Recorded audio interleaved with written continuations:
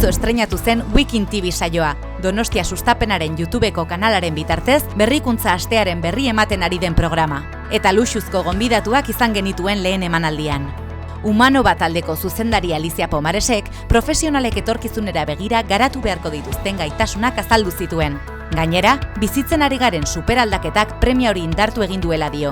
La primera, learnability o la curiosidad para estar aprendiendo constantemente. Después también la capacidad para adaptarnos a los supercambios, la flexibilidad y después ser muy resilientes. Data Social enpresako zuzendarian aldeak ere, parte hartu zuen Xabi Perezek aurkeztutako saioan. Gazteen artean zabaltzen ari diren harreman modu virtual berriak aztertu zituen. Esate baterako, Fortnite jokoan egiten diren kontzertuak edota Twitch bezalako plataformen bidez, naiz YouTuber gisa aritzen direnekin, ezartzen diren komunikazio moduak ere. Las redes sociales han venido para quedarse.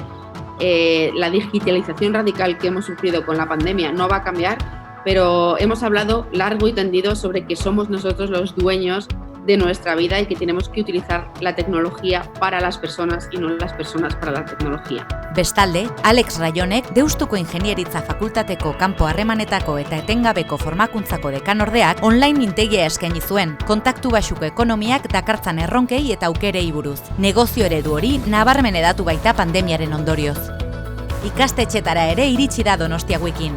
Donostia Innovation Challenge ekimenaren barne, burua astintzeko aukera izan zuten 13 zentrotako 370 ikasleek escape joko virtual baten bidez.